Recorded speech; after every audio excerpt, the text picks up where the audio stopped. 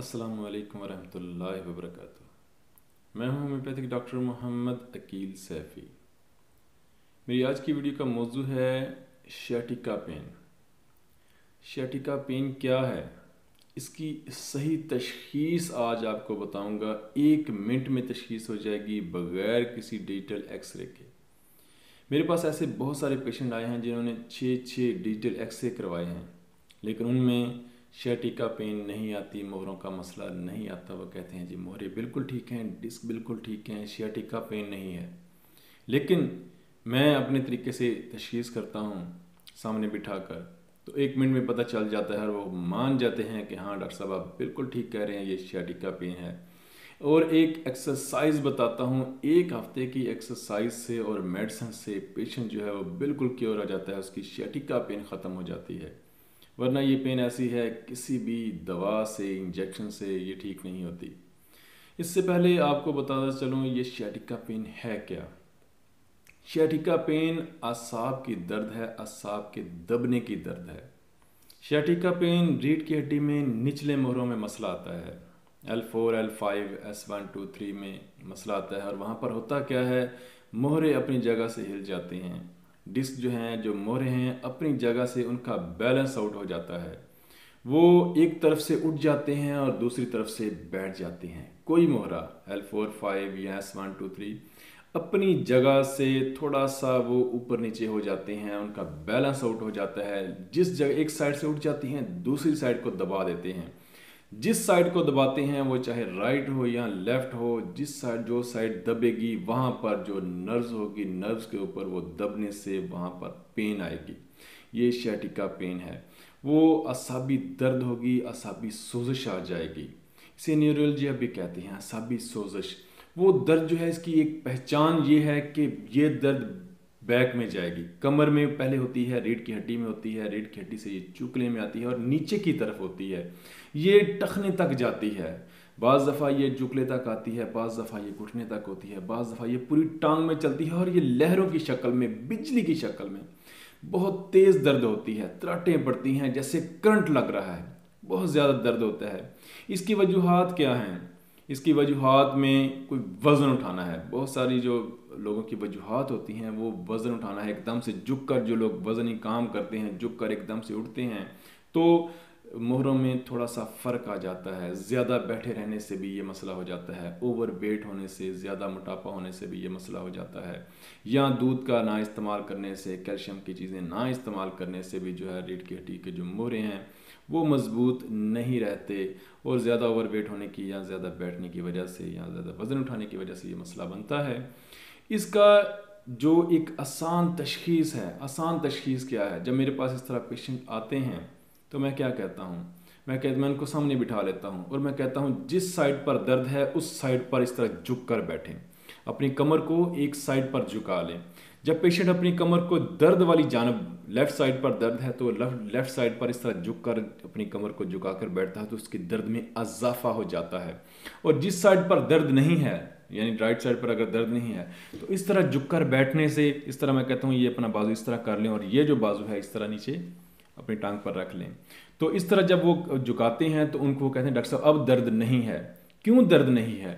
मोहरा इस तरह प्रेस था, जब आपने उसको इस तरह किया तो वो उठ गया। जब उठ गया तो नर्व्स के ऊपर से दबाव उठ गया है, उसको प्रेस नहीं कर रहा। जब प्रेस नहीं कर रहा तो आपकी दर्द ख़त्म हो गई है, कम हो गई है। इसका मतलब है ये दर्द जो थी ये मोहरों की दर्द थी, ये शियाटिका पेन थी। यानी कि जो शियाटिक नर्व्स है उसको मोहरे ने दबा रखा है, उसको डिस्क ने दबा रखा था, जिसकी वजह से वो दर्द हो रही थी। यानी जिस साइड पर दर्द होगी उस साइड पर झुकने से दर्द में इजाफा होगा और दूसरी साइड पर अपनी कमर को झुकाने से, यानी इस साइड इस तरह होने से, अगर दाईं साइड पर दर्द है तो दाईं साइड पर इस तरह झुकने से दर्द में इजाफा होगा और लेफ्ट साइड पर होने से दर्द में कमी आएगी। उस दर्द में इस साइड पर कमी आ जाएगी अगर आप इस तरह झुक कर बैठेंगे। और वो पेशेंट भी इस तरह कर रहा होगा। पेशेंट भी जब आएगा तो अगर राइट साइड पर दर्द है तो वो लेफ्ट साइड पर झुक कर बैठा होगा और इस तरह बैठा होगा। और अगर लेफ्ट साइड पर दर्द है तो इस तरह बैठा होगा कि डॉक्टर साहब मुझे यहाँ दर्द है, यानी उसने कमर को इस तरफ झुकाया होगा, उसको इस तरफ झुकने से सुकून मिल रहा है। क्यों? उसकी जो डिस्क है वो अपने उस डिस्क को उठा रहा है, उसको ऐसे करने से सुकून मिलता है। तो ये है शियाटिका पेन। 1 मिनट में तशखीस हो जाती है। बाज़ दफ़ा डिजिटल एक्सरे में भी ये चीज़ नहीं आती, मोहरे अपनी जगह पर बिल्कुल लेवल में ठीक होते हैं। लेकिन ये जो चीज़ आपको बताई है कि जिस तरफ दर्द होगी उस तरफ कमर झुकाने से आपकी दर्द में अगर इजाफा हो और दर्द नीचे की तरफ चले, पूरी टांग में जाए और बिल्कुल नीचे हो, ये ऊपर दर्द नहीं होती, टांग के ऊपर दर्द नहीं होती, टांग के नीचे दर्द होती है। ये नर्व जो शियाटिक नर्व है ये टांग के नीचे की तरफ से पूरी टांग में जाती है। ये चीज़ होगी। शियाटिका पेन के लिए एक एक्सरसाइज बताता हूँ, अद्वियात बताता हूँ और कुछ परहेज बताता हूँ। एक्सरसाइज क्या है? एक्सरसाइज बहुत सादा और आसान है।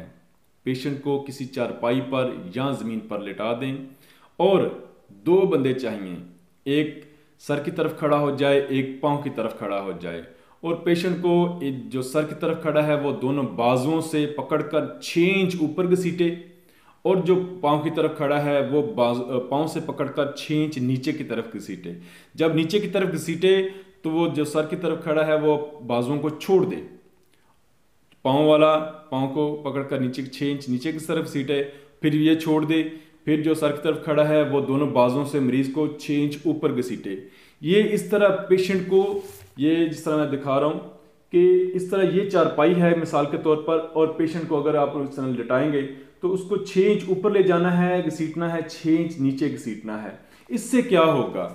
ठीक है, ये 10 बार आपने करना है रोजाना, सुबह शाम 1 हफ्ता करें। सुबह शाम ये एक्सरसाइज करनी है रोजाना, सुबह रोजाना शाम को भी, सुबह भी 10 बार इस तरह लिटाएं पेशेंट को एक चारपाई पर लिटाएं। पहले 2 बंदे हों, सर की तरफ और पाँव की तरफ 6 इंच ऊपर घसीटना है, 6 इंच नीचे घसीटना है। 10 बार ऊपर जाए पेशेंट, 10 बार नीचे जाए, बस। ये एक्सरसाइज, इतनी सी एक्सरसाइज करनी है, 5 मिनट लगेंगे। लेकिन ये एक्सरसाइज करने से क्या होगा, मोहरे जो हैं वो खुल जाएंगे। जब मोहरे खुल जाएंगे तो उसके बाद असल अमल उसके बाद है 1 घंटा रेस्ट करनी है, 1 घंटा सीधे लेटे रहना है, 1 घंटा लेटे रहना है। और लेटे रहने के बाद भी आपने क्या करना है, 1 kg वजन नहीं उठाना। होम्योपैथिक जो अद्वियात बताऊंगा वो अद्वियात खानी है। 1 kg वजन नहीं उठाना। आपने कमर बिल्कुल सीधी रखनी है, कमर झुकानी नहीं है। नमाज नहीं पढ़ सकते, सजदा नहीं दे सकते, आप टॉयलेट नहीं यूज कर सकते, सीढ़ियां नहीं चढ़ सकते, बाइक पर या किसी गाड़ी में कोई सफर नहीं कर सकते। बिल्कुल आप अपने कमरे या अपने सहन तक जो है महदूद रहेंगे और अपनी कमर को सीधा रखेंगे, सीधा लेटेंगे, अपनी कमर को झुकाना नहीं है। और साथ अद्वियात बताता हूँ, अद्वियात भी खानी है। इसके लिए जो अद्वियात हैं, अगर L4-5 में मसला आ रहा है, L4-5 जो है उस वहाँ पर जो डिस्क में मसला आ रहा है, तो आप कलकेरिया फ्लोर, हकला लावा और कालुसंथ इस्तेमाल करें। अगर दर्द बहुत ज़्यादा शदीद चल रही है, नीचे को दर्द चलती है, त्राटे पड़ती हैं, बिजली की तरह दर्द है, तो साथ हाइपेरिकम भी यूज़ कर लें। अगर गर्मी से सुकून मिल रहा है तो मैग्नीशिया फास भी यूज़ कर लें। ये 200 में यूज़ करनी है। कलकेरिया फ्लोर, हकला लावा, कालुसंथ 200 ताकत के 3 टाइम 5-5 कतरे 1 चम्मच पानी या 2 गुण पानी में इस्तेमाल करें।